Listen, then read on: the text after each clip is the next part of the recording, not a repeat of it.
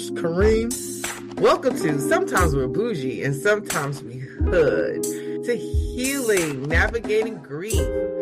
It's a podcast dedicated to exploring the complex emotions of loss, the road to healing, and the strength found in remembrance.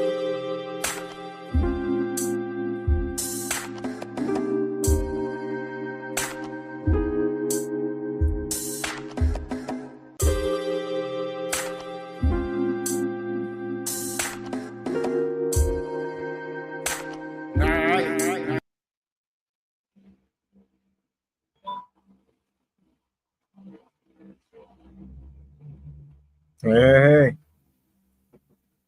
Come in.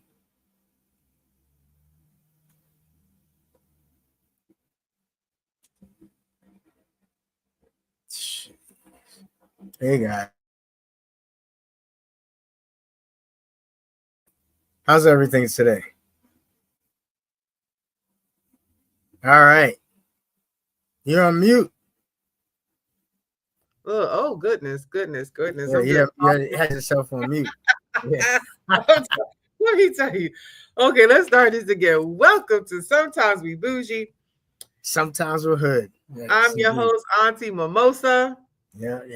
Co-host, Kareem. How y'all doing? You talk about, oh my God, what a day. What a day today. So, of course, Sometimes We're Boujee, Sometimes We're Hood. We are a podcast dedicated to exploring the complex emotions of loss, the road to healing, and the strength found in remembrance.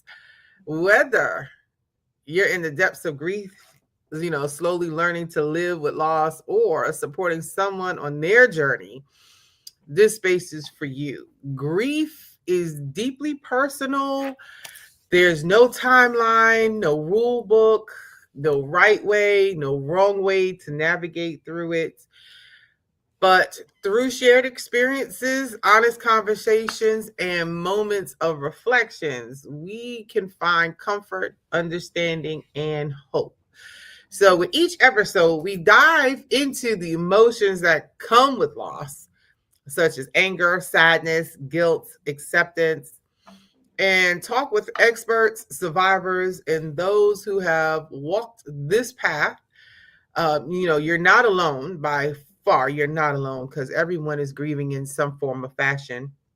And together we will move forward, honoring the past while embracing the present and remembering our loved ones. And with that being said, let's take a deep breath, find a quiet space, and let's begin this journey toward healing, one conversation at a time. So let's talk, let's heal, and let's remember together. So today's topic is it's understanding grief when it comes to the end of life and preparation, which a lot of people do not, they're afraid to talk about that. They're afraid to talk about end of life preparations. They are afraid to talk about death in general. But we're here to knock the cover off of that.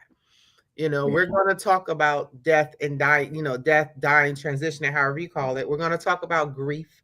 We're going to talk about it and get the awareness out there that it is okay. It's grieving. Some people do want it private. Some people grieve publicly.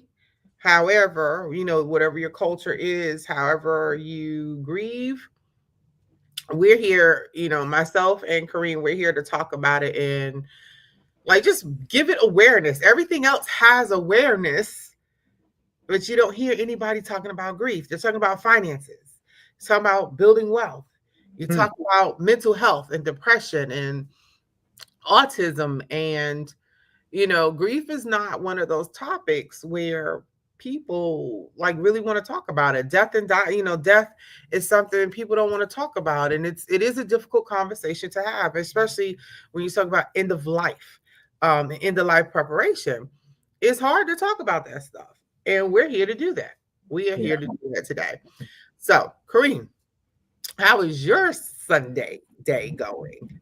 It's raining like cats and dogs out here. I mean, that's what it's right now. It's like it rained for like about 5 minutes, and already it's got like 2 inches of water on the ground. I'm out there with my toe making Crocs. You know what I mean? And I'm like, my feet are wet right now. They're soaked. You know, whoever thought it was a good idea to run outside when it's raining hard in Crocs. Yeah, Right. but So no. Listen to what you were saying. I was just thinking about that. It's not nobody really having anything significant conversations about death. I think it's because it's unknown. You know, like whatever your cultural background, like you were saying, some people believe in afterlife. Some people believe in transitioning to energy source or something, or into a different life. You know what I mean? Or some people believe. I was just told last week that like he believes he's a Buddhist. He's like, yeah, life stops. Like that's it. Like I'm happy. You know, like I'm good. I just want to go off into nothing. I'm like, what? Like, well, you know, it is what it is. That's their belief. So, but everybody's entitled to that. But I think it's because it's that unknown that people tend to not want to even discuss it because they don't have that. No, who knows, right? Even you even talk to people. I know people who say, "Yeah, I died, I came back, and I got a message." But you're still doing the same thing. So, what message you got? Like, it's like a cat dog. Like, what you doing? Right. What message? Right. What was the message? Because we want to know. You know, and that is exactly. It is funny you say that because, like, if people don't understand, like, they may be, you know, instances where, you know, individuals do flatline or have that moment of transition based on a traumatic or trauma or, you know, death or dying, whether it's operating table, car accident, what have you. You know, some people do come back with that life-changing experience, and then others just really do not. They, you know, I guess for them it's life-changing to a point where they're going to live their life however they live it. Whatever they're going to do, that's what they're going to do. They don't care, you know. They was like, hey, I died once, I'm good, I can go back and do it again. And you know, so, and thank you. I'm also live on TikTok, so thank you to those of you who are on TikTok live with me and, you know, walking with us with this journey as well. And as well as Facebook as well as Instagram. So I want to say, like, when it comes to grief or, you know, grief isn't just about death. It's about change. It's about endings and that space between what was and what is. All right. So, and when you talk about grief, like grief can follow death, divorce, a diagnosis, a job loss, even with aging. Think about that. Okay. And that's deep because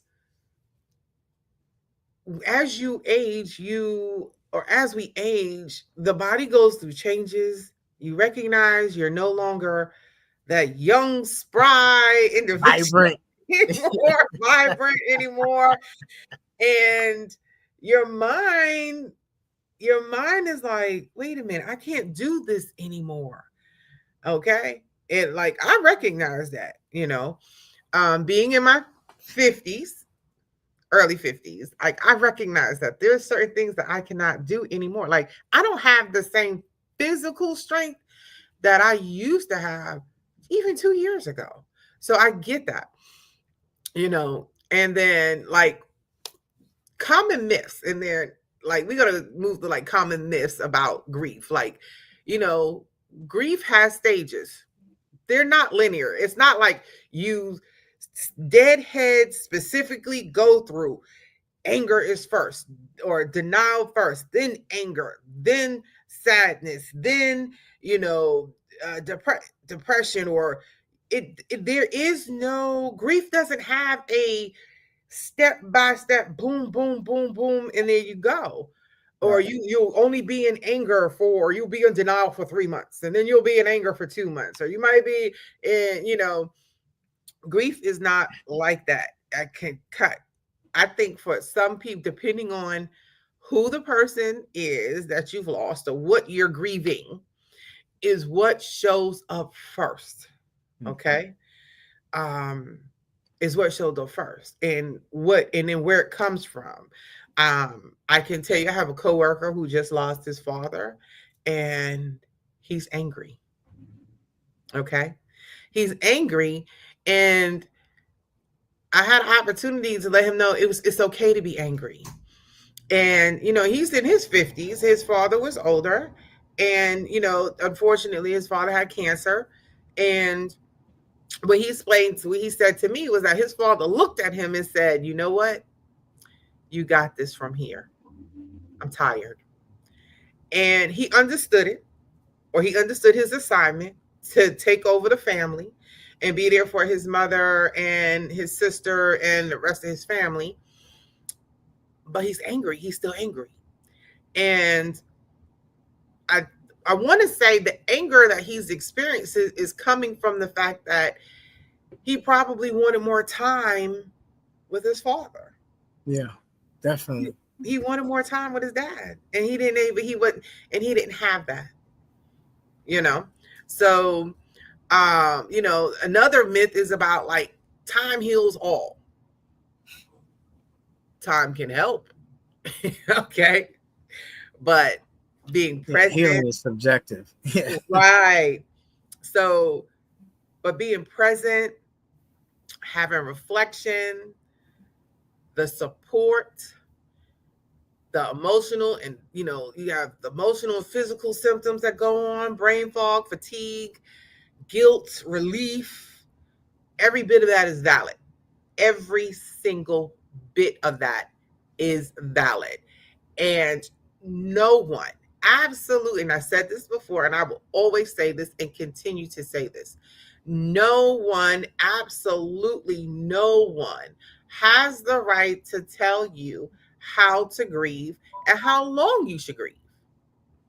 Nobody. Right. Your grief is your grief. Individual journey. Exactly. It is your individual journey, 100%, 100%. And the truth of the matter is, like, grief is not a problem to solve.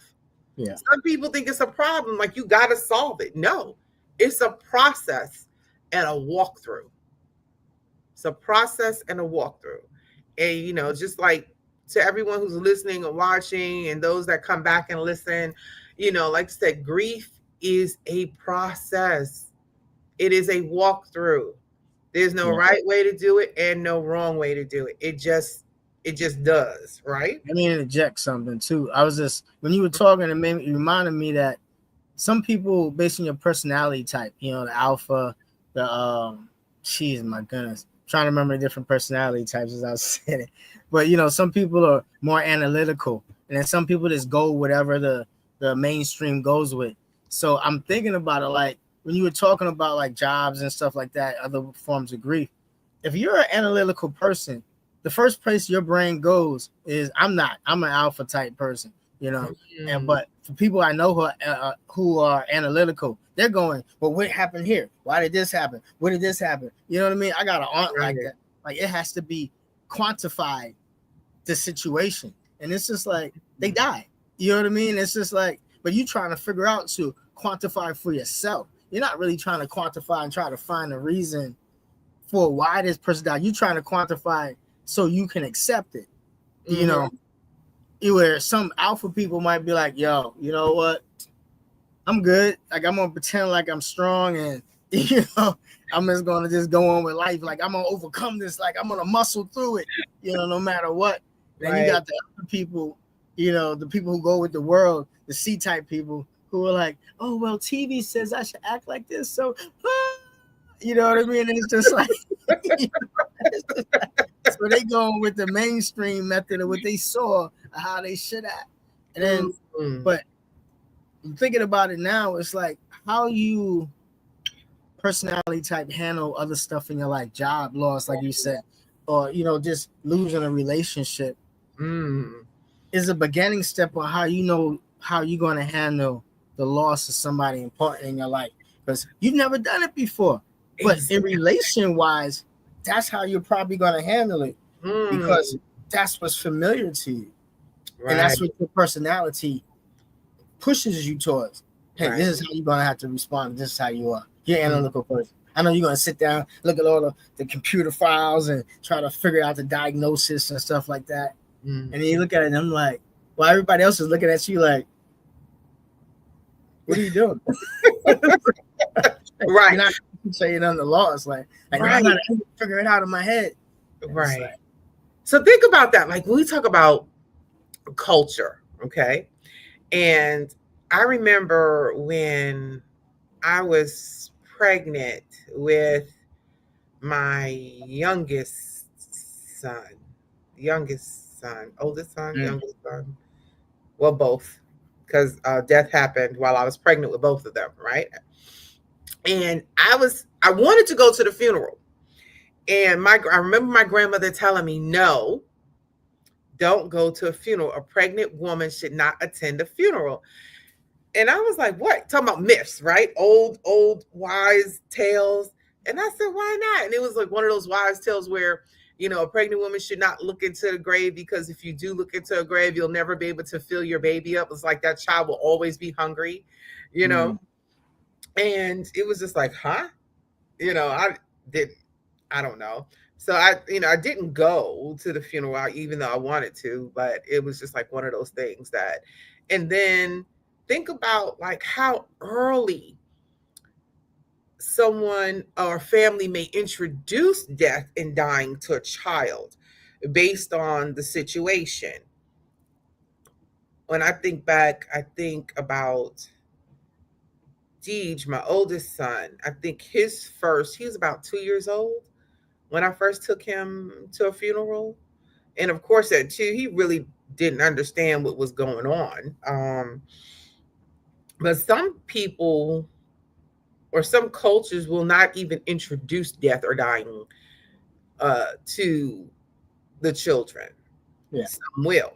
They'll kind of wait till they're older to introduce them to that because it is a tough subject. It is a tough conversation. It's tough to explain to a 2 year old, to a 3 year old that, although you may see the person's body, if you see the body in the casket or the pictures of that individual up as a memorial, if they're cremated, but you often want to kind of like dumb down what's taking place to a child. Oh, so and so, auntie, mommy, daddy, grandma, grandpa, they're sleeping. Okay, well, to a child, if you tell a child someone to sleep, what are they going to ask you? Well, when are they going to wake up? exactly, yeah. It's like, yeah, you know. it's like gray line of like how much of the truth do you tell them versus Mm, trying to, like you said, soften it up, dumb it down for them. Because a lot mhm. of kids are intellectual and they start asking more and more questions. If you have Yeah. one of those kids like my daughter, yeah, it's gonna be never under torrent of questions because they Mhm. trying to figure it out in their head. They trying to make it make sense. Right. You know? But Right. Right. And with that, it's like with grief or with dealing with grief, like children, having to deal with children, or that a family, taking care of a family when you're hurting and when you're going through the process yourself, right? That's a whole nother conversation. I think that's our next episode, like support of the family during the grieving period when someone is grieving. Yeah. um but sometimes like the people we lose keep teaching us even when they're gone, yes, because we hold on to those memories. And it's a matter, some people go, well, if so and so's here, what would they do? Like, oh, I wish, I could ask my grandma, if I could ask my auntie, if I could ask dad, like what would they do? And you kind of sit and wait and listen for that answer, right? So talking about death doesn't make it happen, okay? It makes us human, and it helps us live more fully, because you have to have, like I said, that difficult conversation. A lot of people don't want to have it. They shy away from it. It's I think what do you think the hardest conversations to have are? What do you think they are? Yeah, death is definitely the hardest because it brings up emotional reaction, and I Mm, think that a lot of people haven't. All jokes aside, I think a lot of people, especially mhm, some men, haven't dealt with their emotions in a mhm, certain level, especially when it becomes that high. That's why a lot of people can't join the military. You mm, know what I mean? Because or I shouldn't say, let me back up. Not a lot of mm, people can't join the military. People join the military and mm, realize that the effects of what they see when they actually go into battle, going to conflict, it mm, changes them because they weren't expecting. I literally had somebody tell me, "Well, I joined the army because I wanted to go kill, enemies of the United States." mm, And then I saw them shooting back. I'm like, "Why are they shooting back at me?" I'm like, "What? Like they're defending their land. Like, how do you not associate that with war?" Well, I thought it was like a video. I'm like, "You thought it was like a video game?" They're like, "Yeah."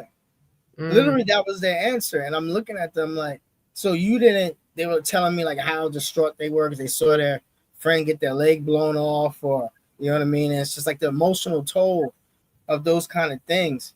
mhm, If you don't prepare for them.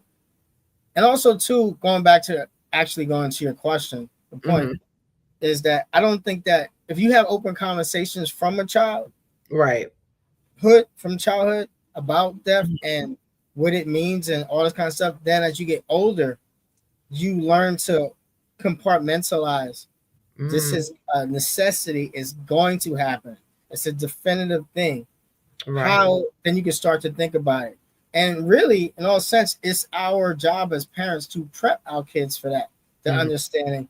And like, planning, like you were just saying. We have to do that because if yeah. not, then we leave them in a world of hurt, as Mhm, both you and me know. When you're left, we're having to make decisions and responsibilities, and you don't get that opportunity to immediately grieve like mhm. everybody else is because you got to take care of things.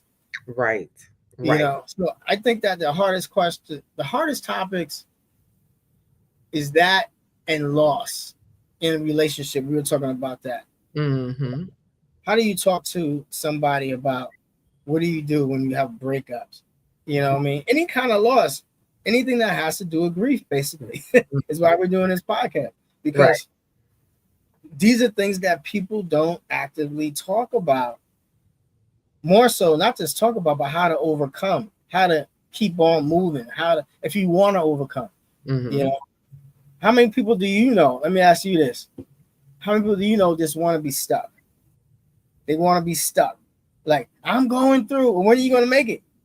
it's like I'm going through it right now. Okay, I understand that. But Right. when you going to come out? Like you Right. supposed to, like storms only a That certain size. It ain't the whole world. You're supposed that to come, go Mhm. through, and come out. So when you coming out, or are Mhm. you purposely stuck in there because you want that compassion, you want that empathy, you Mm. want that childish. Let me.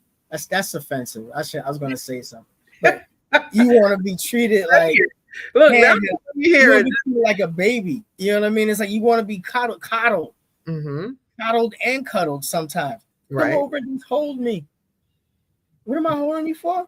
It's like, but it's like you lost your job like 4 years ago. You still Right. mad about it? You got a new job. Like, what are we doing? But Right. but no. But all jokes aside, it's like, Mhm.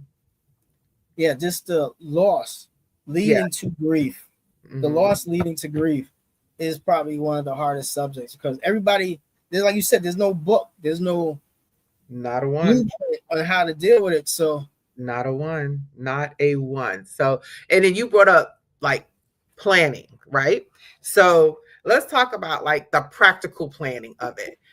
Advanced directives. So if living wills, medical proxies, right?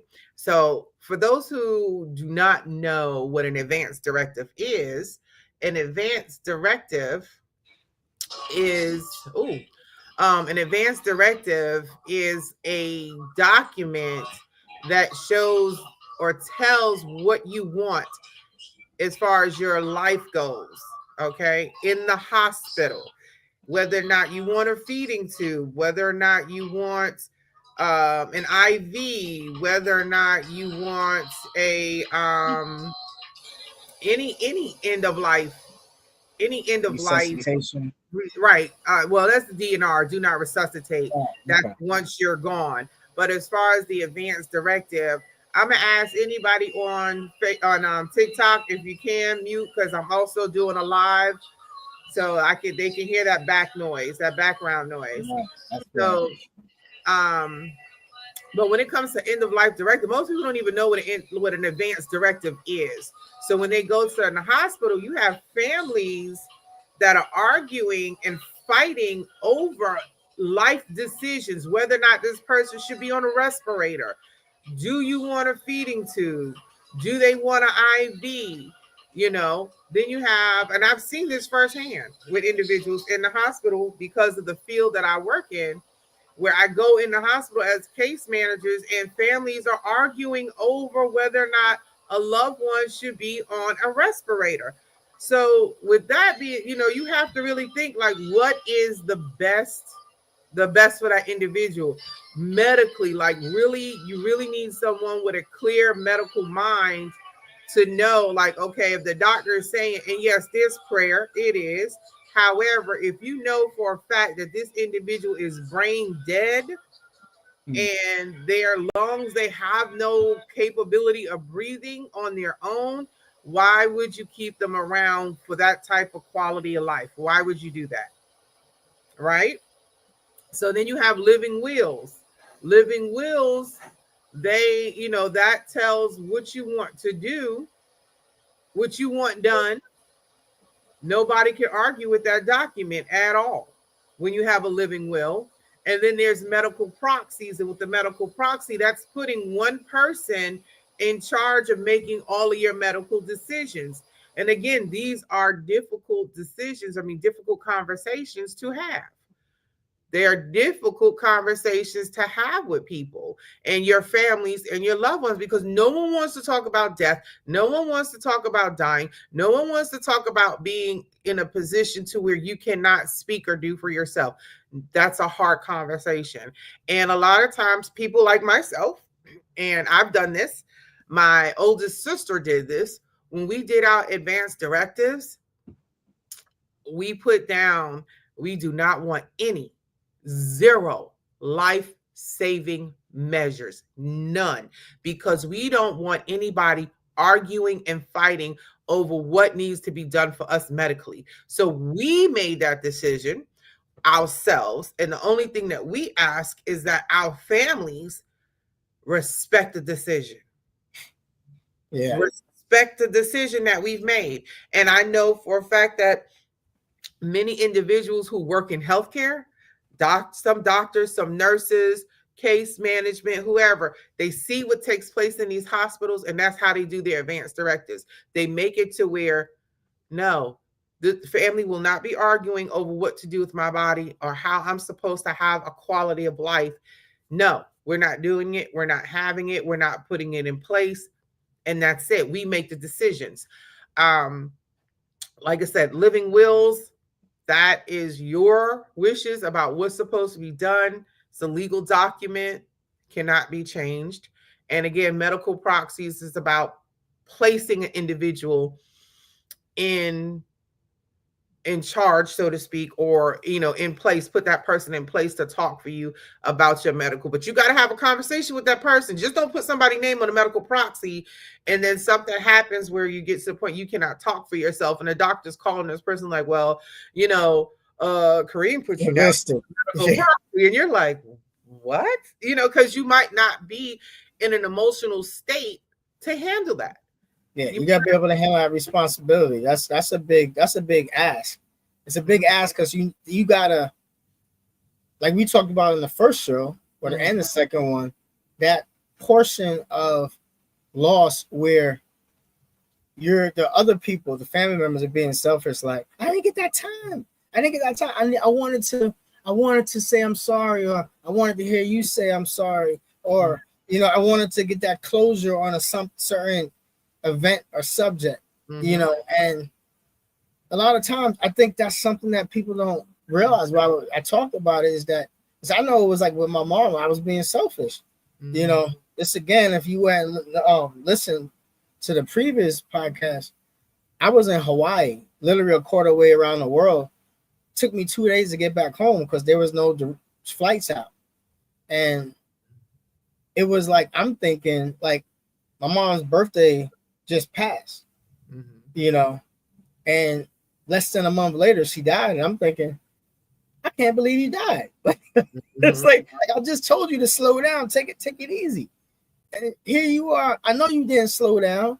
And then I get there and I hear everybody talking about how she was moving, trying to open up 2 schools and 1 elementary schools at one time, not elementary schools, daycares and stuff like that. And I'm looking, I'm like, I literally just told this woman to slow down. And then I listen to myself and I'm like, how selfish is that? Like I'm talking about her in the post life, like I'm like mad at her, like she's gonna be able to change what she did, like I can go back in time, right? But I think a lot of people, their regrets, have a lot to do with their grief. Because the more regrets you have, the more you have grief about. Right. Because you're sitting there, I wish. But take care of it now. Right. But yeah, well, onto the wills and stuff like that. So funny story. So I like the ocean, even though considered my birthday month and in December is supposed to be a land person. I love the ocean. Right. I can't literally. I moved to Pennsylvania. I almost went stir crazy because I couldn't see a giant body of water. So in my will, I literally I say, I want you to put my ashes in like a biodegradable ball, go on a whale watching tour, and get one of those air guns and shoot my remains into like a blue whale's mouth.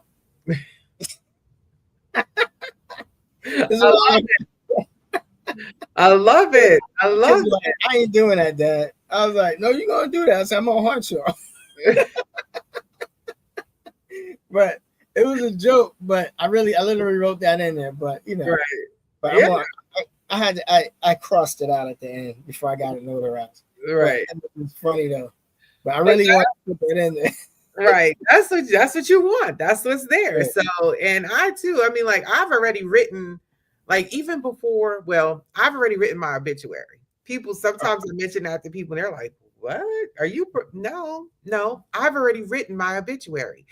And all it has to be done, and I've emailed it to my youngest son. I've emailed it to two of my best, closest friends. And I'm like, all you have to do is tweak it. Okay, whatever happens, wherever I'm, going on, just tweak it. And for the most part, like probably about once a year or once every other year, I kind of update it on my own. Yeah. But I've already written out my obituary. I already have all my photos picked out.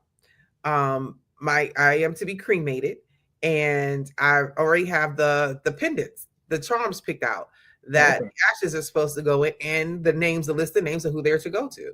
So no one has to worry about what to do. Yeah. It's already done. It's already taken care of. So with that, let's talk about organizing finances. Like, get your finances in order, along with a will or trust or however. Get your attorney in place. Have all your passwords to your online accounts. Have them written down where somebody can get to them, and make sure like your assets, all of your assets, are divided or divvied up, or wherever you wanted to go to. If you got that one lonely cat, well, hell, leave it to the cat. I mean, you know what I'm saying? Or leave it into the wild. Let the birds go. Whoever your family is, whatever your family consists of, that's who you get all of that in order. Like my youngest son, everything already goes to him. He already knows that, being that D just gone, because at first I had everything divided between the two. It was Darius and Darian, Darius and Darian, Darius and Darian. Now everything is straightforward to Darian. I already told Darren, like I have a little book with all of my passwords. Like every single every time I log onto or go onto a website and I have to create a username and password, I write it down. It's in a book. And I told Darian, something happens to me. And I also told to my best friend, something happens to me, find this book. And it's not far. I keep it at my, I keep it on my desk. But I'm like, get this book and go through and cancel and start deleting, online accounts and so forth. So that's what I've done. And I've talked to is, talking with your loved ones and about your wishes. That is a conversation that has to be had. Yeah. And and preparation is not just paperwork, it's also about emotional closure. Yeah. Okay, so legacy work, letters, memory books, storytelling, like you know those in that conversation and in that preparation, like the way I think of it is, why allow your loved ones to go through that process of planning a service for you, memorial service or a funeral for you, and they are grieving. Okay, like I said, I can't tell you, I have planned so far, you know so far I've planned two funerals, my mother's, and I helped plan my grandmother's. And when it came to my oldest son, I didn't really have too much to deal with that. And that's a whole nother story we'll get into, because his father, my ex-husband, and this stepmother kind of took over and almost like pushed me out of the picture on that. However, I had to tell my youngest son, I was like, listen, they wanted to do like a memorial potluck. And I was like, nope, I'm going to handle the food for this. Like, let me do this. And I called on my team from Atlanta. We drove to North Carolina. They all came to support. And because we do events here in Atlanta, we made it an event like for Darius's memorial.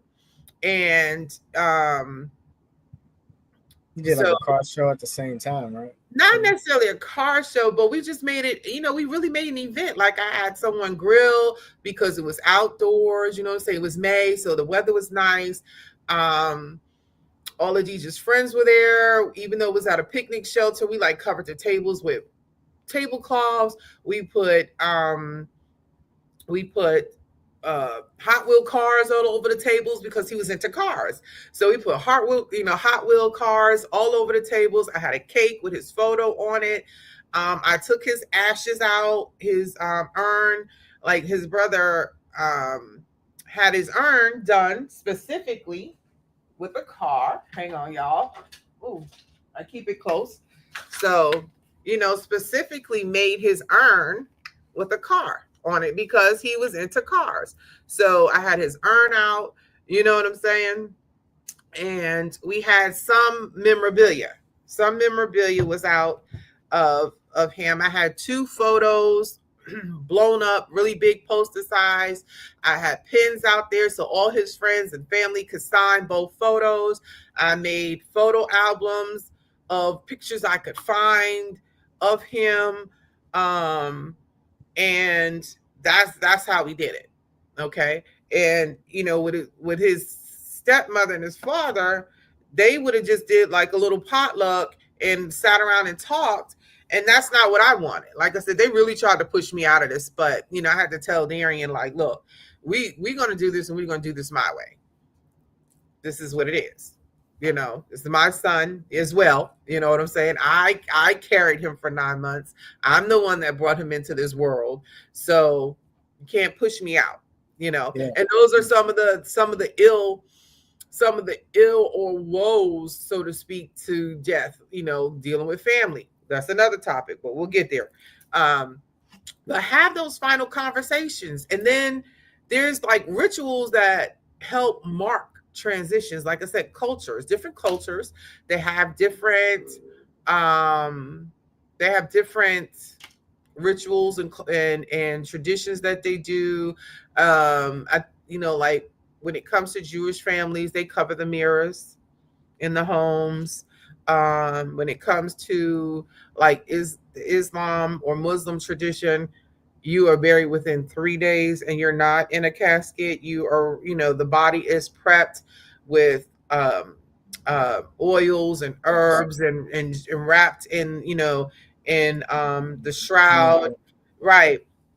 And is put, and put in the ground that way, which is a more, I would say like not traditional way, but when you think about where we come from, with the history of people and how funerals used to, funerals took place and mummification. You know what I'm saying? Talk about the Egypts and mummification, but a lot of cultures still kind of do that today, but in a different way. And there are individuals that assist with end of life preparation, like death doulas, palliative care nurses that work in hospice, and elder care advocates. And that is like, actually, believe it or not, that's a field that I wouldn't mind. I don't mind being in that. The role of a death doula, if no one knows what that's the person that helps assist people in their transition, and by making the atmosphere and the surrounding more comfortable. And there's a spiritual aspect to that as well. It's, preparing for the end, and like really preparing for peace with families. That's what a death doula does. They really create a peaceful atmosphere in a hospice surrounding or at home. Um, Hospice nurses can kind of be seen as kind of like a death doula, but death doulas do a whole lot more. They really do a whole lot more. And with praying, they do more with um, meditative music to like create a true relaxing atmosphere for the individual that is about to transition when they're about to take their lives. So, and then, like I said, on a spiritual level, a death doula works on a spiritual level in helping that individual make their transition. So, like I said, I'm a death doula. I don't work in the physical. I work in the spiritual realm, on the spiritual side of things. And again, we can get into that a whole nother a whole nother time. Um, a whole nother time we can get into that about being a death doula. And most people be like, what? Yeah, we got to get into that. Yeah. Yeah, that's something that's completely different. But when we have more time, we could definitely explore, my practice as being a death doula and helping individuals make their transition from a spiritual aspect. Um, and I know, like, whenever there's a death around, I know when it's coming. I know when it's going to happen. I don't know who it is, but especially if there's a connection to me. Yeah.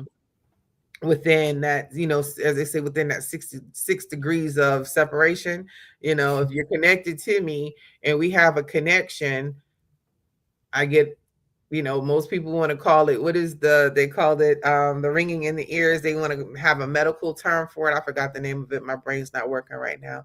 But the spiritual side of that, they call it death bells. Okay, it's called death bells. I hear those. Okay. Does it? Yeah, I hear those too. Right. Does it scare me? Right. Yeah. Right. So does it scare me? No, it doesn't. It doesn't scare me at all. I just know it's coming. Like I said, I can't predict who it is. I just know it's coming. And within 3 days, I will get a phone call of someone calling me and telling me a friend died, a family member died, what have you. So it is truth to it. Some people don't want to recognize it, but it is very much truth to it. So but like I said, that's a whole nother conversation. That is a whole nother topic, because that's a very deep topic, and it does take open-mindedness and a deeper level of comprehension. Some people just, they don't want to hear it, they don't believe it. But that's it, and it's the truth. There's a lot of us out here. There's a lot of deaf doulas in this world. It's a lot of us. um Yeah, it's cultural and traditional. yeah, For people to try to understand it. We started talking about that in the beginning. It's like yes, death. Like, what does it mean to you? Is it an everlasting thing? Is it a transition point? Is this the end of the story? It's just it's really your beliefs at that point. yes. I think people trying to come together. Tendonitis. Sorry, yeah, Yeah. tendonitis. Yeah, Tasha on TikTok. She says tendonitis. That's what they call the ear ringing. But then some people, it's either some people like, oh, I get the left ear, right ear, left ear, right ear. I hear it in my left ear. Okay, when I hear ringing in my right ear, that's for me. That's intuition. That's tuning. That's the spirit realm telling me I need to listen in on something. But go ahead, I'm sorry, babe. Go.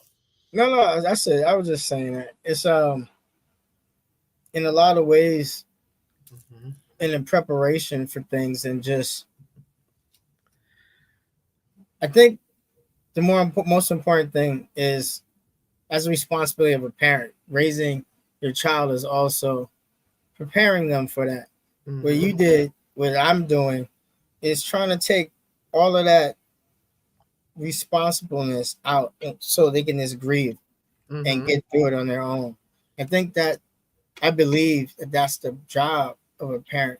And I think I mentioned this before too. For me as an artist, I don't want to remember. You have anybody who deals with intellectual property, when you have to think about, do I want my child to remember me in this way, in a casket, or do I want to just leave a picture of a happy time? Because pictures bring back not just memories, and then songs too. I don't know if anybody on here realizes, but like the ultimate time machine of songs. That's what I thought. I always thought, because I hear a song and all of a sudden I'm right back there. It could be 1982, whatever. Real Love comes on. Tell me you ain't transferred back to 86. Oh my gosh, yeah. Everybody you have a song that will relate to, hence proms, right? Those songs that you was dancing to in your senior prom, junior prom, whatever. You know what I mean? Your wedding, those songs bring back the memories, the emotion comes out. And you're like, man, with the transfer, you just time machine. Yes, yes. You're absolutely right. And in listening to and reading the comments, Miss Maria Brewer on Facebook, she was saying she might write her own obituary. And I was saying that, yes, writing your own obituary, I mean, like I said, I did it to make it easier for my family so that they don't have to do it. I mean, and think about, like you said, when you're dealing with death the transition of a loved one, especially somebody that's close to you, you have brain fog and you're trying to remember, like, where did mama go to school? Where did Nana go to school? How many kids mama, grandma have? Like, how many cousins? And because, like, especially within the African American community, we are a mesh. We are, when I tell you, a mesh of how we, and I said MESH, mesh, how we kind of mistitle certain relatives, because when, like, I know some, when you're having kids, women are having kids and men having children. Some men have children, you have a whole nother family. And then, mama may have, she has her children, and then mama might have got caught. She may have two older, and then there's the two younger, and then the two younger might come in, aunts and uncles, or great aunts and uncles.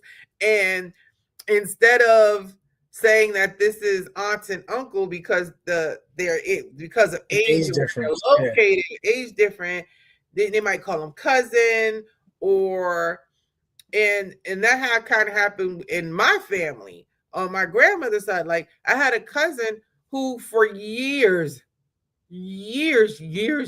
Growing up, I always called her Aunt Ruth. Always called her Aunt Ruth. And then it wasn't until I became adult, she was like, I'm really your cousin. And I was like, Okay. Yeah. okay, so then why am I was I always calling you, like as an adult, I'm going, oh, okay. But I was always calling you Aunt Ruth, Aunt Ruth, Aunt Ruth, when it should have been Cousin Ruth. Yeah. But I guess because of the age difference, right? Like, okay, like one of my participants on TikTok, she said, right, her and her uncle are 9 months apart, but they call each other brother and sister. Right. That age gap. So because of that age gap, but then when you get older and you're like, well, I was calling so-and-so auntie and uncle, but they're really cousin. And then when you start writing obituaries, and then you, like I said, when your brain is in a fog, I'm trying to tell you, like, for real. And if you haven't experienced writing, like I started writing my mother's before she passed. And then my aunt and I kind of started writing my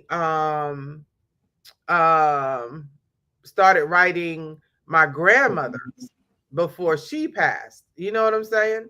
And started writing my grandmother's before she passed. So in writing the obituary ahead of time, it was like really, it was helpful because when she passed, we were so emotional. We were in such an emotional state that it was no way possible we could have like really did it once my grandmother made her transition.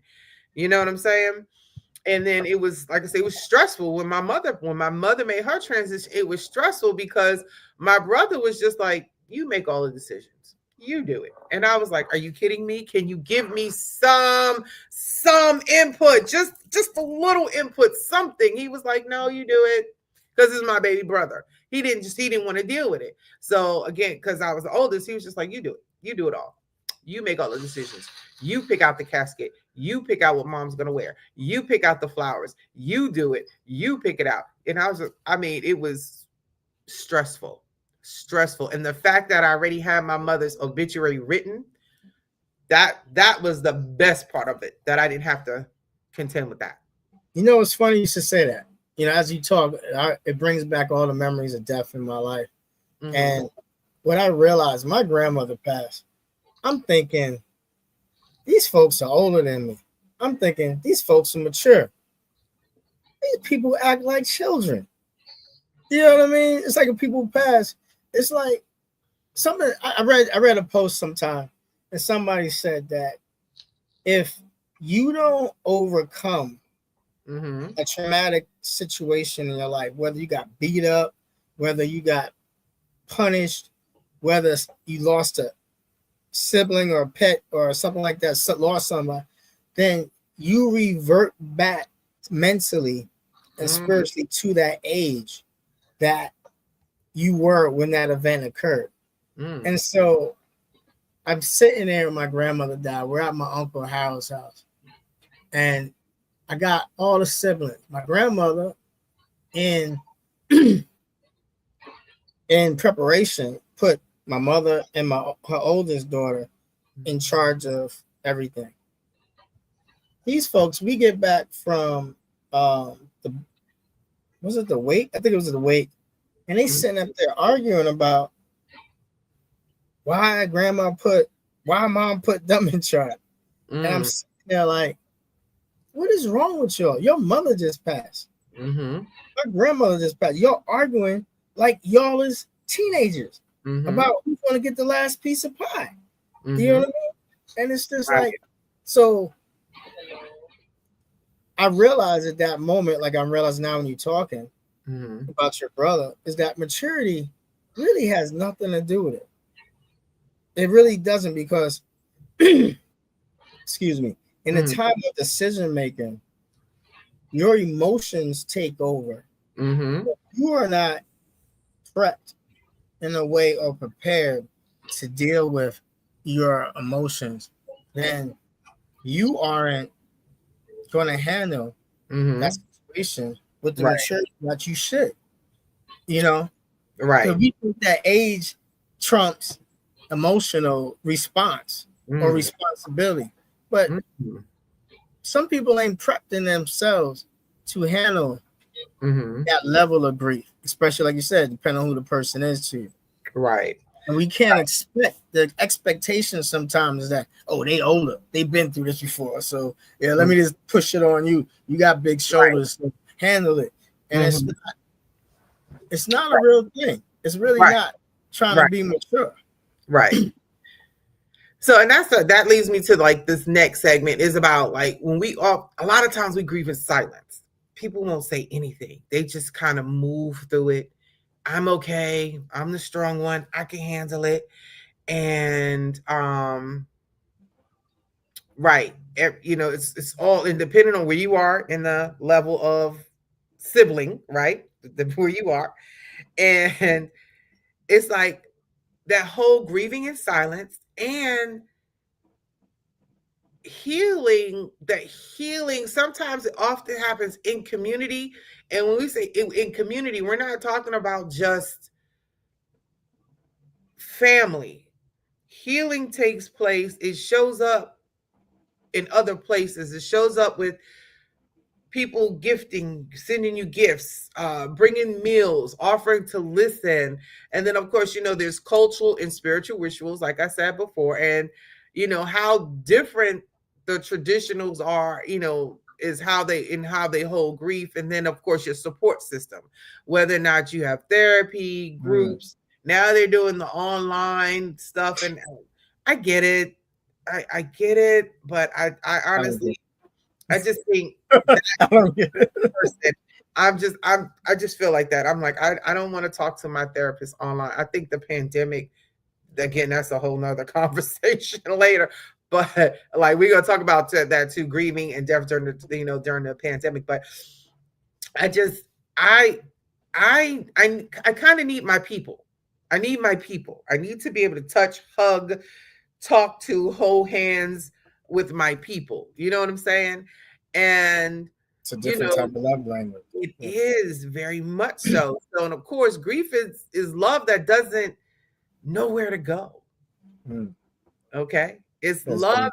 that doesn't know where to go when that loss is gone. And we're not talking about just death. Again, loss of a job. You were on a job, you love this job, you put 100% into this job, and next thing you know, here they come talking about they either got to lay you off or someone did something to get you terminated, and or you We did didn't meet expectations. something right, new expectations, you know, the loss of a pet because that pet was a family member to you, how long you had that pet, um, you know, it's that extra love because you have nowhere to place it. The end of a relationship. Okay. You know, I was just talking about that. The end of a relationship. It's 1 year since I ended a 2.5 year relationship. Was I pissed? Yeah. Did I grieve? Yeah. Why? Because now, what do I do with all the love that I poured into that relationship? Where does it go? Who am I giving it to now? What am I supposed to do with it? Mm. Right? Yeah, So we should explore that next time because that that's a is deep conversation. that will That's be a another. deep That's another conversation. time. You know, I got my trusty pen pad over here writing down. You know what I'm saying? When we talk about that relationships and grief, where does the love go? Okay, that might be our next topic, because we gonna have to pick up where we left off at.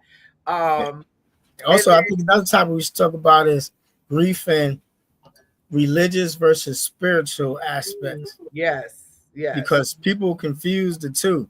If you Mm-hmm. haven't been in there, then you confuse spiritualism with religion, Mm-hmm. and people get trapped in that thought process. But anyway, Yes, yes.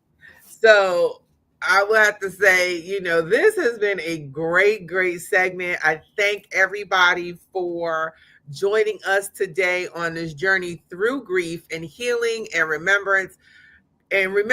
So, and like, understand, please comprehend that grief and isolation. I got you, Tashi, got you. So, grief is not something we simply just get over. It is something we learn to carry, something that shapes us, and something that teaches us about love and resilience. As you move through your own process, remember to be patient with yourself. There's no timeline, there's no right or wrong way to grieve. Honor your feelings, embrace the memories, and allow space to heal in your own time. If today's episode resonated with you, we'd love to hear your thoughts. Feel free to reach out, share your stories with us. Let us know how grief has shaped your journey. And if you know someone who might need this conversation, please share this episode with them. And of course, again, Kareem and I, my cousin Kareem, he's in Hawaii on a whole nother Whole way timeline, around the world. like halfway around the world. But you all can DM either one of us through my DM. So on TikTok, Mimosa Queen of Life. On Facebook, Mimosa Queen of Life Chestnut. On Instagram, Queen of Life Empowerment. I messed that up the last time because all the Queen, it's all the same. But you can send a DM, send us a message, and we will be live, or we are live every single Sunday, 6 p.m. Eastern Standard Time. Almost didn't make it there this today because my car went out. My car broke down. Had to have it towed back home. I was panicking. I was like, oh my gosh, am I going to make it? I had already sent everything to Kareem. I was like, you can go on without me. You can do this and I'll just come in later. But we had it. We did it. And again, we love you. Thank you. And until next time, be kind to yourself. Yes. Hold space for your emotions. And remember, you are never alone in this journey. So take care. And like I said, see you next Sunday. Appreciate you. Thank you all. Enjoy. Yes. Be blessed.